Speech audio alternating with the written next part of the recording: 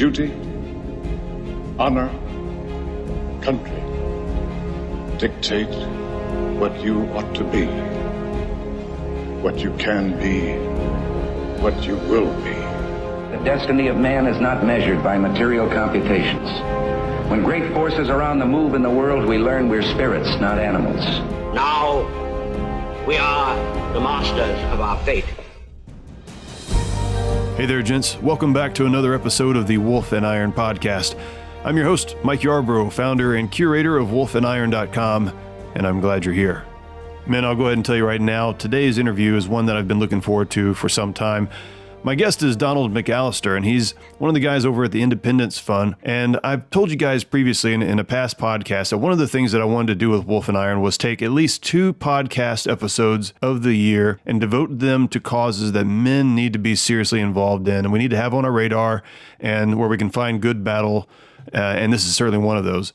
And that's supporting our veterans, taking care of our veterans. And the Independence Fund is doing this as good, if not better, than anybody else. Plus, they're just doing some really exciting things. And they're kind of local to me. I actually met Donald at an event here in Charlotte. And so I was just really excited to connect with him and give you guys a chance to hear what the Independence Fund is up to right at Veterans Day. Wouldn't you know it?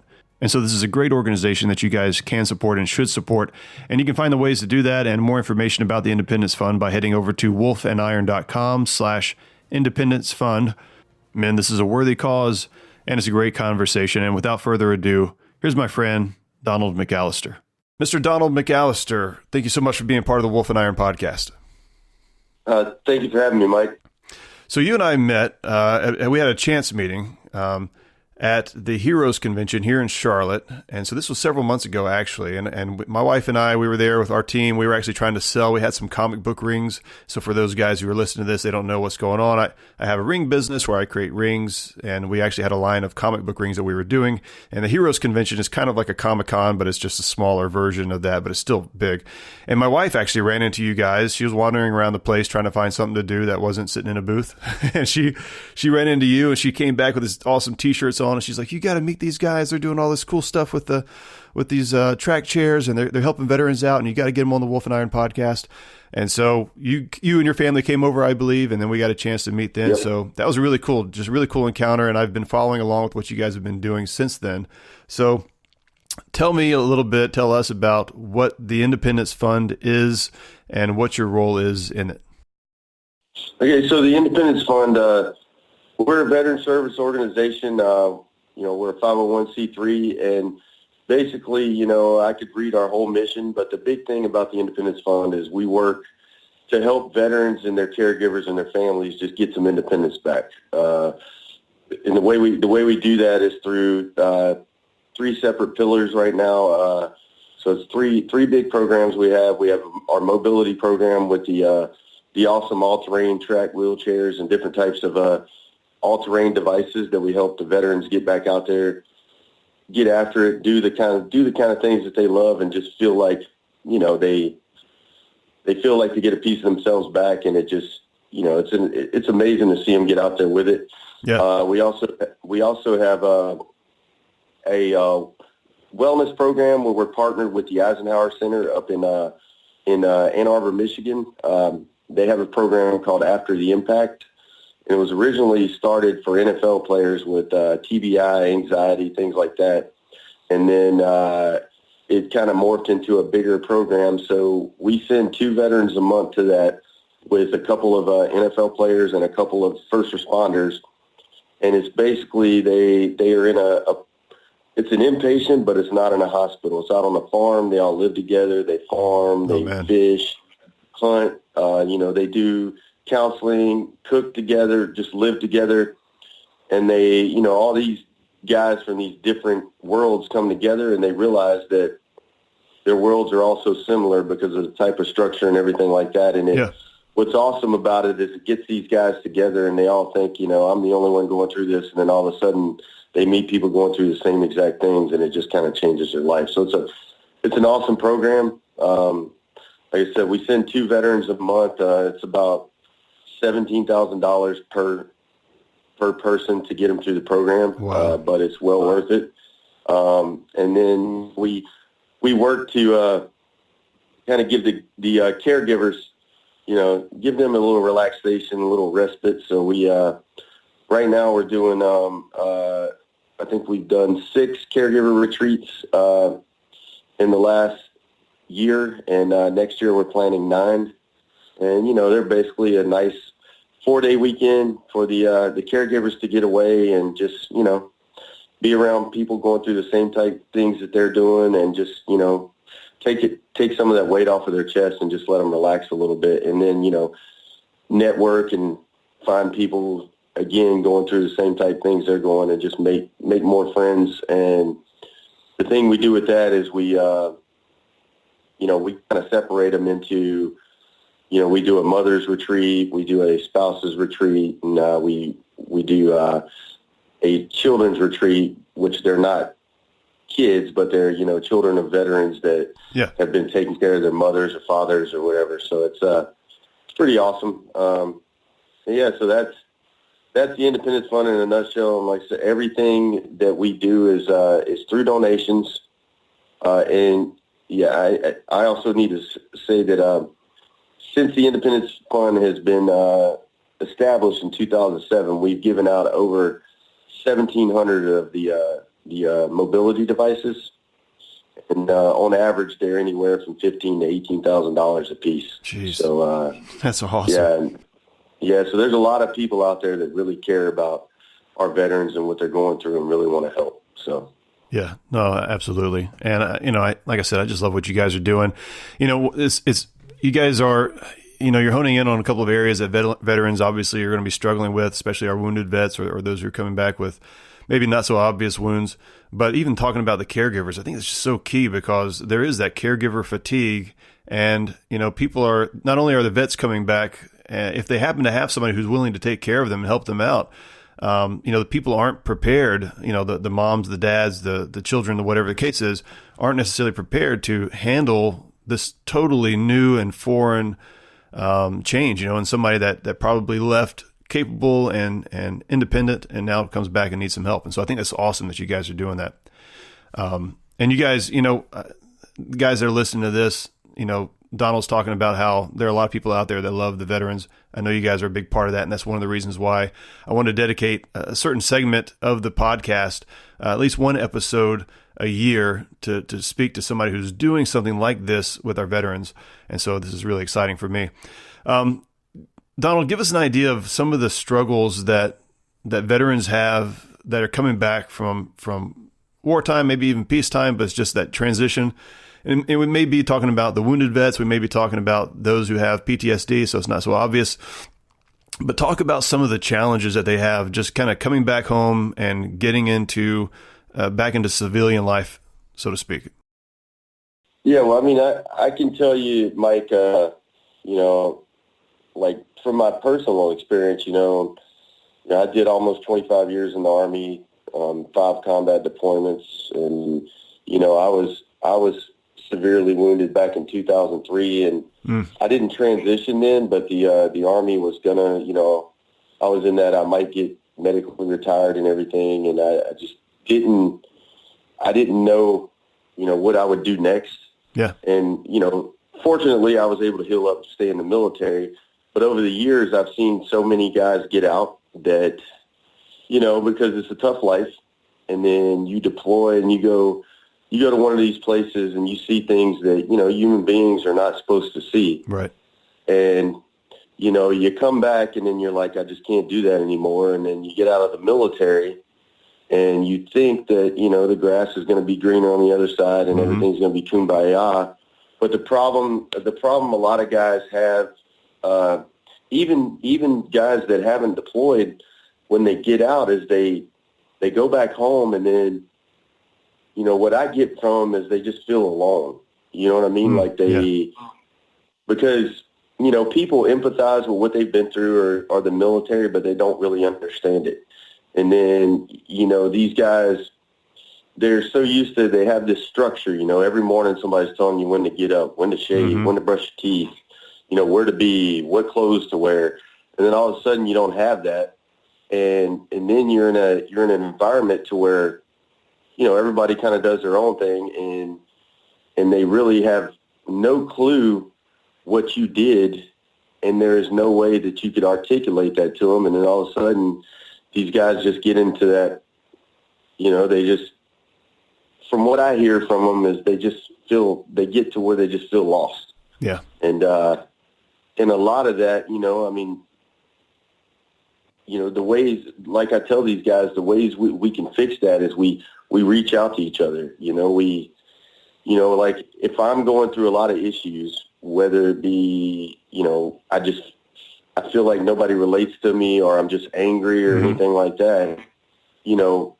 If I talk to somebody, like it doesn't matter if he's in the Navy, Army, Air Force, Marines, I talk to him and then all of a sudden he's going through the same stuff, then I'm not alone. You know what I mean? Yeah. And that's what we, that's a big struggle with the guys that aren't wounded. Now, for the guys and gals that are wounded, I think the struggle is, you're this A-type personality. You've always been in good shape. You've always been a go-getter, getting out there, getting after it, physically, doing what you want to do, and then all of a sudden you can't do those things anymore. And it's just like your world just crashed down on you. But at the same time, you have those people that love you and will step up and take care of you.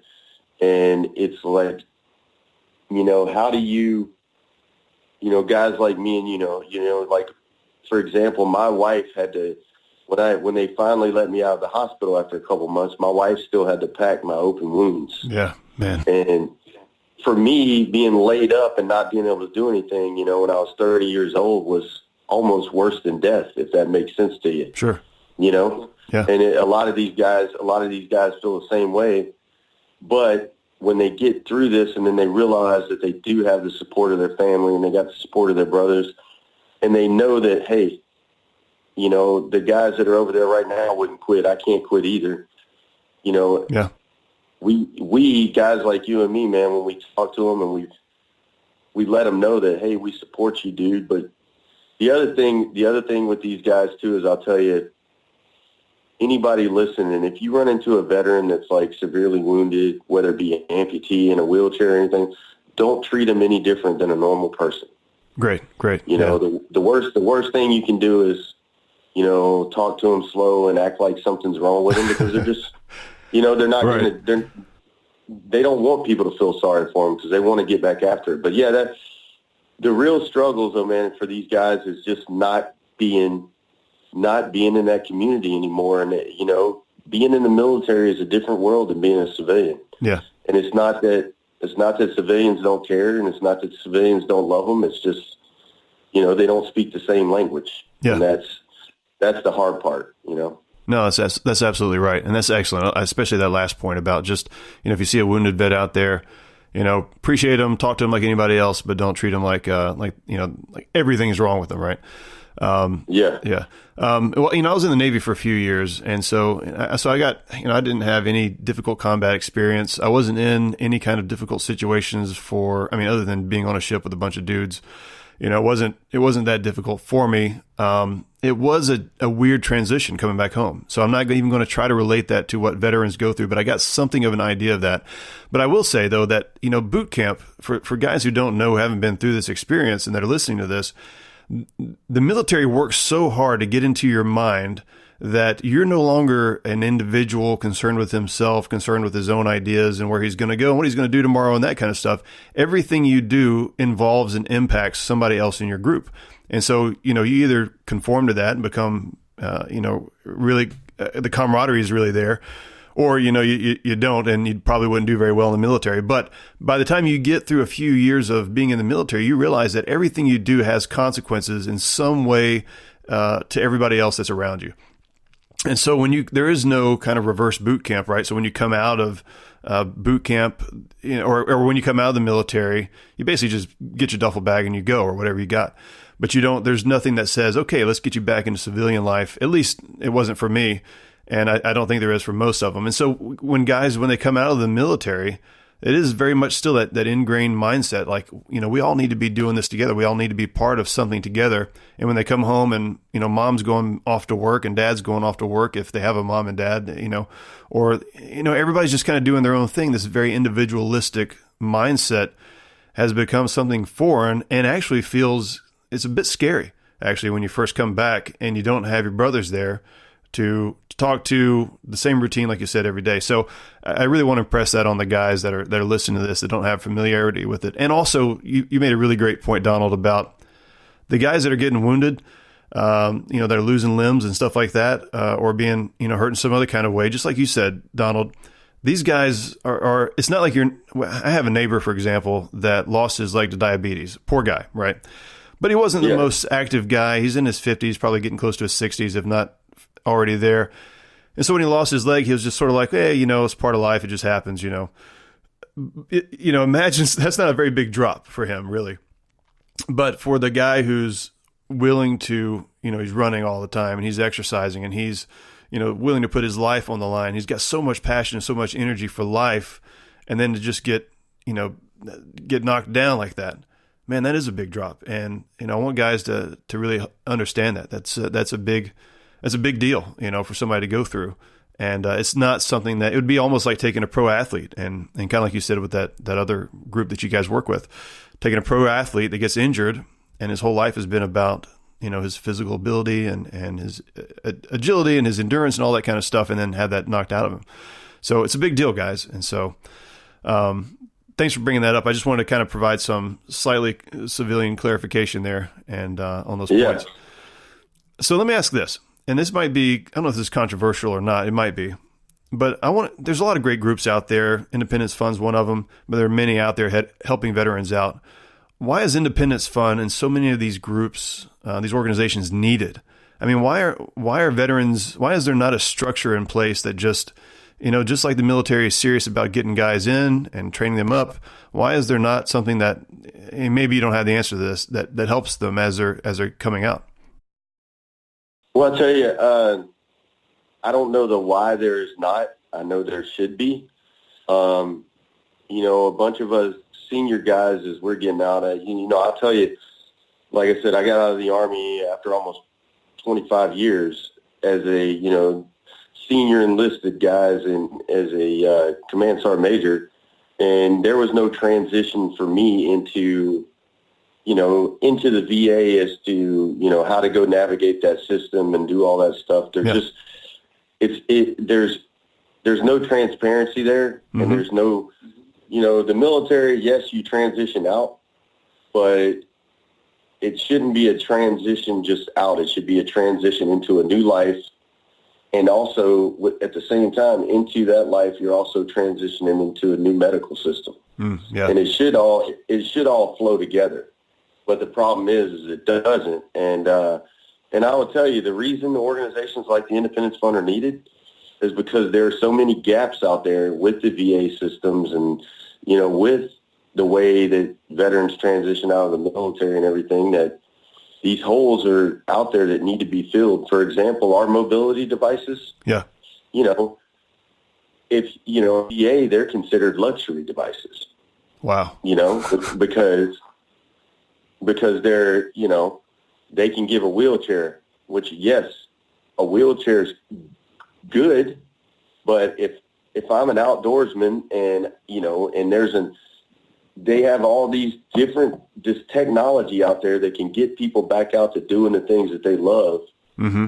Why does the VA, why can't they provide things like this, Yeah. And it's organizations like ours that just have to step up and figure it out, there are organizations that provide, severely wounded veterans, housing. There are organizations that, help them build make modifications to existing housing for ADA accessibility and stuff like that. When the VA technically does that, but if I'm a guy and I'm in a wheelchair and I need my house to be modified or, renovated or whatever for wheelchair ramp and everything like that, like I know one guy, for example, it took him almost 2 years to finally get it approved. Yeah, absolutely. Yep. All the bureaucracy, red tape. Yep. Or there's the, you get, you're in a wheelchair, you're an amputee, and then there's this doctor that you have to see, and then you have to get a new prosthetic or something like that, and then you have to go see a doctor to prove that you're still immobile. It's not like your leg's going to grow back, Right. So that's what I'm saying. It's insane. So it's like, it's not, from what I've seen, it's just the systems are not there, and it's because the military and the VA, they just don't really talk. They're two separate entities, and that's what messes it up. And then with what you said, me and some of my buddies have been talking about this a lot, and something has to be done. Like, for a guy like me with all the time I had in the military, it's easier for me to transition because I'm an older guy. My kids are grown. I've been around, I'm mature, but think about you're that young guy, joined the military, 18 years old. You've been in for 6 months, and then all of a sudden you're in combat. You come back, like you go to combat for a year, come back for a year, go to combat another year, and then you get out. But there's nothing to ensure that you're ready for that transition, especially, your mental state. Like, there's nothing to kind of get you out of the fight or flight mode and into the, hey, I can coexist with everybody else. And it's something needs to be there. And I know there's a lot of talk with making things like that happen. But right now there are some check the block type things when you get out of the military. I mean, you're in the Navy when you got out, there's that check the block. So somebody can say, yeah, we did this. But, right. Yeah. But what prepares them for civilian life, Exactly. A 5 day, 5 days of briefings from all these different organizations does not get you ready for civilian life. No. And it doesn't. And like you said, these guys, they're so used to, if I don't do my job, then somebody else is going to die. Yep. And, I'll take a bullet for somebody, and then you get out, and then all of a sudden the people you're around don't have that type of mentality. Yep. So it's like, yeah. So, I mean, I don't have an answer to that question, but I do know that it's needed. Yeah, absolutely. And like I said, the reason these organizations are needed is because there are so many gaps out there that need to be filled. And I'll tell everybody listening, the physical wounds are really bad, but the invisible wounds right now they're really, really bad. When you see a veteran out there, just talk to him, just talk to him. Because sometimes that could save somebody's life, believe it or not, just talking to them. Yep, absolutely. Absolutely. That's great. And, guys, we're not waiting around for the government to get involved, to get their act together, because we'll be waiting forever if that's the case. So that's why, that's why organizations like yours, Donald, the Independence Fund, the one you work for, and others out there are so needed, and we've got to get behind them. I mean, we need to put pressure on Washington. Yes, we need to get things straightened out there. But, as we know, that's a hard road. And it's a lot of times it's easier just to get people who are willing involved and make some things happen. I want to talk about these track chairs for a second, because you said that the VA considers these things luxury. They need to have like another category just called badass, because these things are awesome. And you guys, if you head over to the website, you can go over to wolfendiron.com/independence fund, and you can see all of the show notes for this episode, but you'll see some pictures as well for these all-terrain track chairs. And these things they're like tanks. They're awesome. I mean, they just look amazing. And I mean, the guys going from a wheelchair, run-of-the-mill wheelchair, to this thing is awesome. Do you know how you guys came up with this design, or how this came about?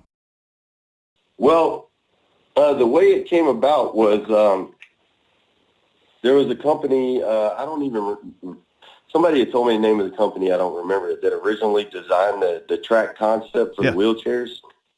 And in 2007, Bill O'Reilly had actually visited some veterans in Walter Reed. And one of them I think he said one of them told him about the chair. He saw a picture of the chair and was talking about how that looked like it would be life-changing. Yeah.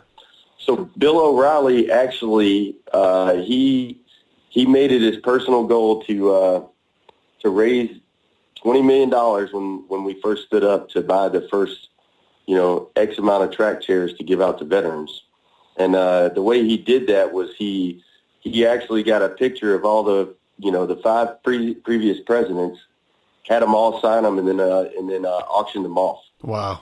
And he actually raised $20 million for these chairs. And like he says, when he saw this thing, he had never seen anything like it. And when like he said, he could imagine being in a wheelchair.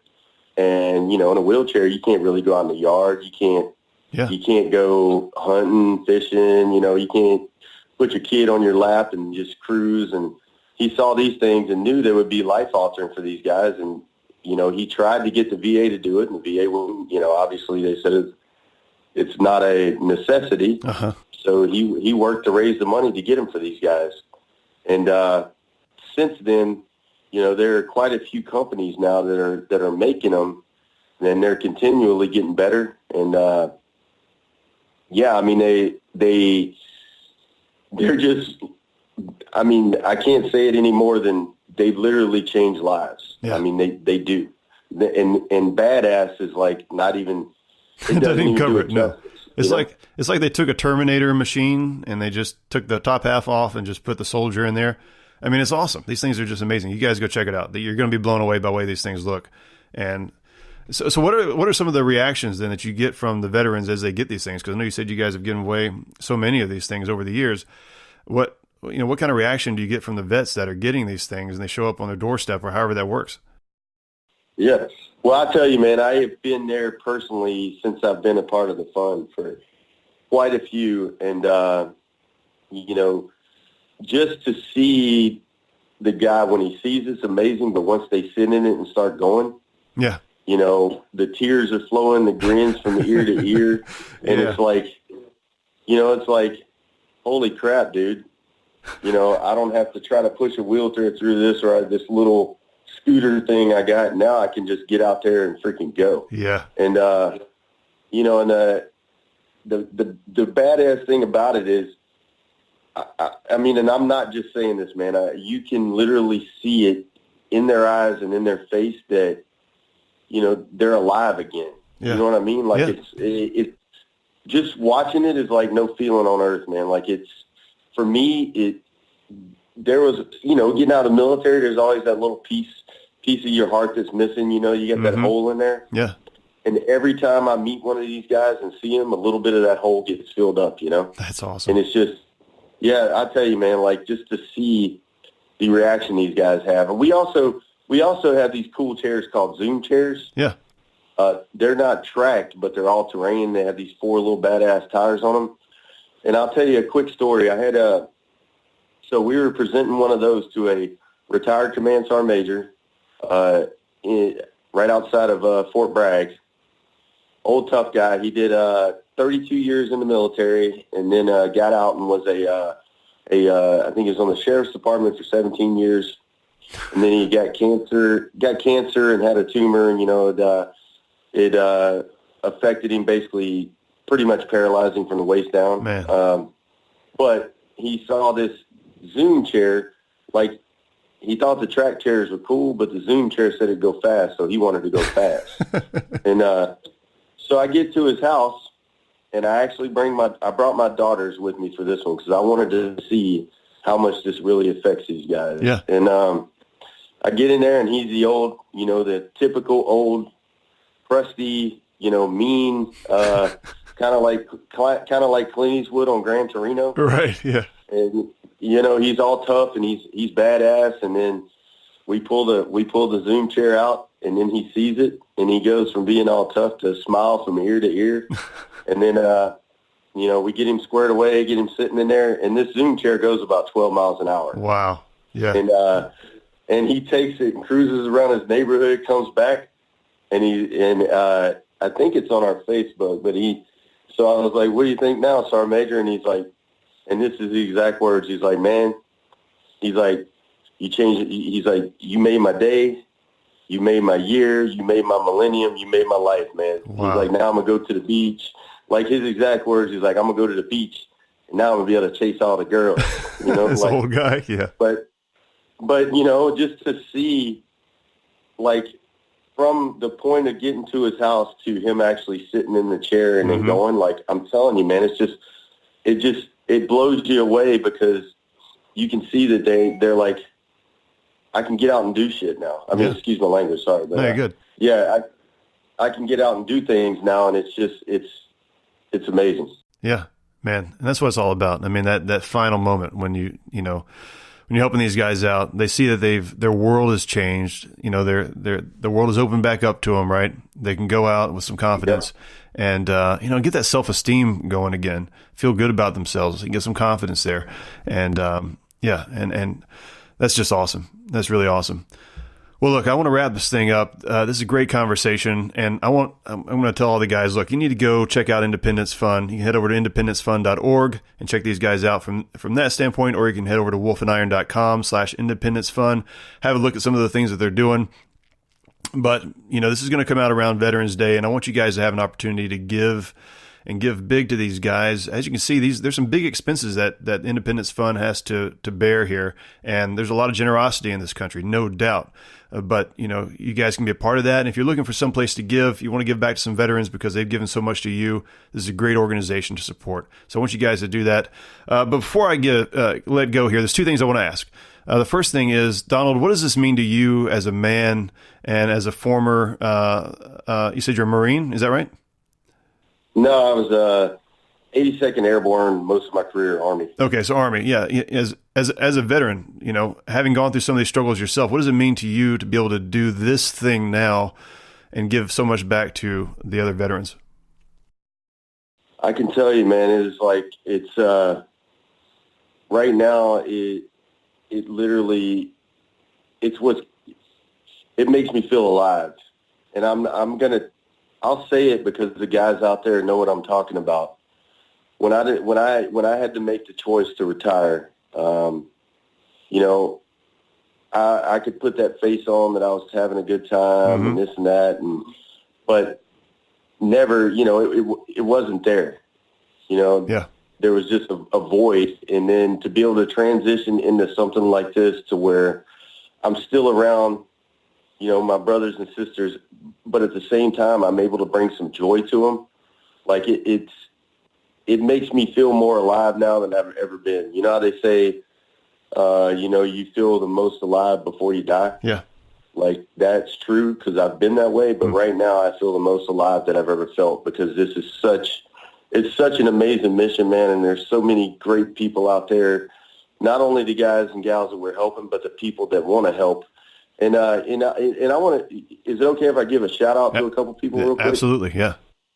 No, because like I tell you, man, I did all my time in the military, and I got out, and I've done a lot of outreach for what we're doing, and I have met a lot of people out there that really want to volunteer their time and efforts and don't want to ask anything of us. And it's I have met like we worked with Florida Georgia Line. Those guys are amazing. They didn't ask anything of us except for to show up, and they just wanted to show veterans a good time. The guys from Otherwise, Ryan, Adrian, Tony, and Brian, those four guys truly, truly love our vets and will do anything they can for them. And, they're out there trying to raise awareness for the Independence Fund and what we're doing. And, Jose Mangan from Liquid Metal. I mean, there are all these people out there that are just trying to get the word out on what we're doing, just like you, Mike, that see how important it is, because they have family, they have friends, and they have everybody else that they've seen that there is this void of coverage that needs to be covered, and these people really want to help. And I just tell you, there's so many amazing people out there, and, all I can say is volunteer somewhere, help people out. And the other thing is for you listening, these especially veterans, most of them will never ask for anything, but the way I look at it is we as Americans owe them everything. Absolutely.